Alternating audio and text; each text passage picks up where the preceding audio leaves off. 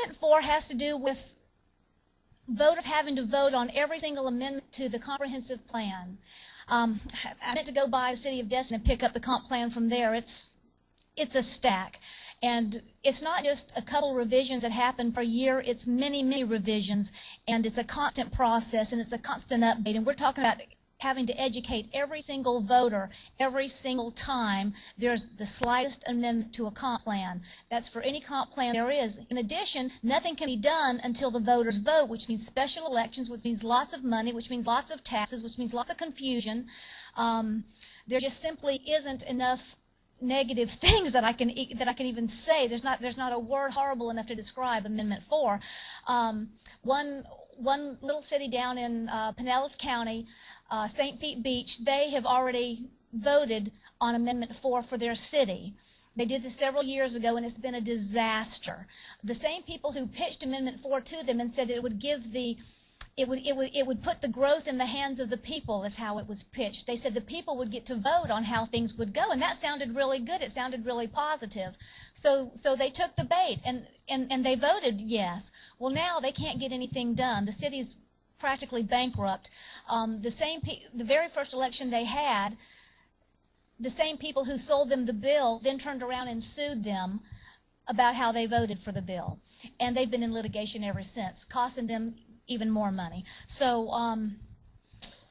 it's a disaster waiting to happen. We hope you'll tell all your friends not only to vote for Craig Barker, but also to vote no on Amendment 4. So how are we going to vote? No. Thank you.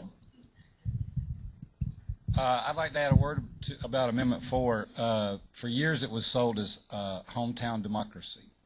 And so now the Florida Realtors ask us not to use that phrase anymore because it sounds too warm and fuzzy, like, sure, I'd vote for that. And Cliff just told me before we came in here a few minutes ago, there's a new poll out, and 51% of the voters approve of Amendment 4 at this point, and 31% oppose Amendment 4. So we've got an uphill battle, and it's because the people who are spinning it, saying it's a great thing, make everybody think, well, of course we all ought to have a say-so in what happens to our comp plan. And it sounds like a really cool thing the way they present it.